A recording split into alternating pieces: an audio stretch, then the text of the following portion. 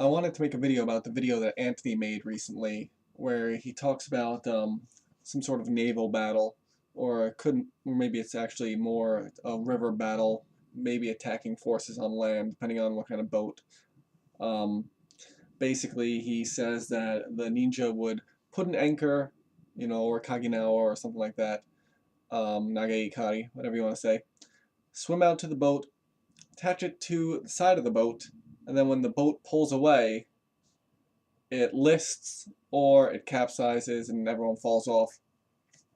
And when I looked at that, I thought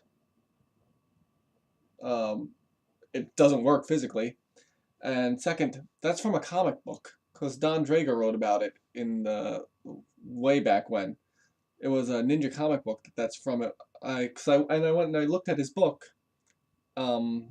his translation of the Ninpiden, and that story isn't in there. But other people have heard this story too, and they say it's from a comic book. When you actually look at the physics of it, we'll say that Japanese warships, you would use an atakebune, which is the big warship, or the owatakebune, whatever you want to say. There's the sekibune, which is the most commonly used warship, which is smaller. The atakebune is probably like 30 to 32 yards, so like 90 feet long. Um, Sekibune is probably like maybe 20, around 20, yes, usually about 20 yards, maybe a little smaller. So it could be around, like, let's just say 45 to 55 feet or 60 feet, um, around there. And then there was a kobaya, which is a small um, reconnaissance vessel. They're all basically wood construction. They have oars for propulsion. Some of them had the iron plating, the or actually they had copper plating too, but this was really during the Indian War, because I'm talking about the time that he's talking about during the Sengoku Jidai. So during the Indian War, when Japan invaded Korea, they had copper plating and iron plating, either on the outside or on the inside of the ship. There's variations on that, but obviously, if there was iron plating on the outside of the ship, you can't do this story. So the story goes that the ninja would attach a kaginawa to the ground, swim out to the boat, attach another kaginawa to the boat itself. When the boat pulls away, it the line goes taut, everyone goes forward and falls off the boat, or it rebounds and they capsize, or who knows what happens. I think this is bullshit. The way that the boat is constructed, the oars are actually going to be swimming past back and forth, so it's going to be one hard to get to. And where exactly is he attaching the Kaginawa to? If you look at the way that the ship is constructed, it's basically, you have your keel down here, and you have the oars going. Goes up, there's a little tiny gunnel all the way at the top. There's a flat surface for the deck, opening to go downstairs to the compartment where the people are doing the propulsion, and then along the center line, going basically almost from the length of the bow to stern, there's a bar, because because they're so much higher off the ground, they would all stay towards the bar for stability. So if someone attaches the rope and they hit that, the rope goes taut. Yeah, there's going to be a jolt a little bit, but everyone's holding on to the bar, so they're safe. The people in below deck who are rowing, Anthony says they're going to flip over like that. Maybe, I don't know about that. He says it's going to stop. No, if you're rowing and, it's like if you were on a dock and you were rowing, the oar is still going to go through the water. You're just not going to go anywhere. So maybe the actual jolt will take you forward, but that's about it. Everyone falling to one side and capsizing, I doubt that. Something like that did happen a couple years ago, because even though the there was a sailboat that was watching the fireworks over down the road here in New York, and they had all the people go to one side to watch the fireworks, so they weren't exceeding the maximum capacity of the boat, but another one drove by, got caught in the wake, and since everyone was on side, flipped over. Tons of people fell in the water, and 2 kids drowned because they were in a closed compartment. So, but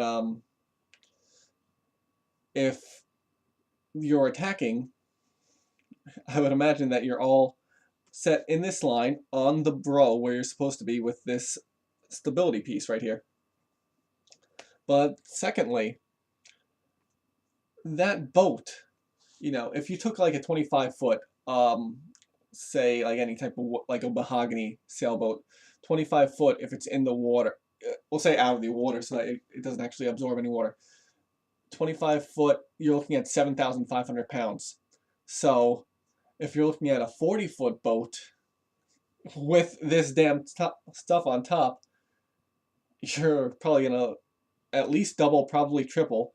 If you're talking about a full damn size atake bune, it's just ridiculous. And then if you look at the rope that's used at the time, the hemp rope, yeah, it has a breaking strength of 8,000 pounds. But one, you never rely on breaking strength. Two, that's for a 1-inch thick hemp rope. So first of all, you're tying a knot on it to attach it to your kaginawa, so you're decreasing the breakage strength by 50%. Then you're rowing out to the boat. How far away is this boat?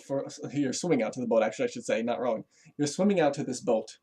How far away is the boat? Because your rope is 27 pounds per 100 foot at that 1-inch diameter. So hemp rope absorbs water very fast. So it's not really a problem when you're in the water, but when you're lifting it up, that's gonna be annoying. So you have your rope, you attach it, yeah, blah, blah, blah, blah, blah. You have 8,000 pounds required to break your rope. You have that boat that probably weighs 3 times more than your breaking strength, plus the inertia.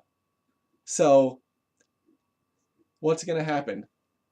Is the whole boat going to get stopped by that little bit of rope, or is that just going to break the rope?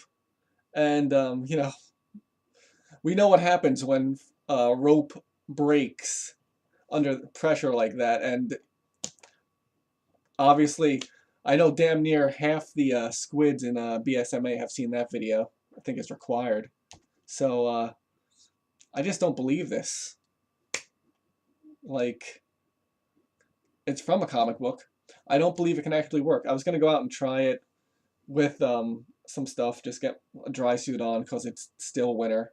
And, hook a kaginawa up, try and do it to scale, swim out, get the boat set up, and just see. I could do it with a car too, but whatever. But yeah, I don't think that it's real. I think it's an embellishment. That's funny. I have this book. I have to do a review on it. Ninjutsu to Yojutsu. This book says the ninja at the time just made shit up like crazy. Just wrote all this stuff. And he says, don't trust ninja scrolls because they were just making shit up to sound cool. And that's so funny that it actually comes up.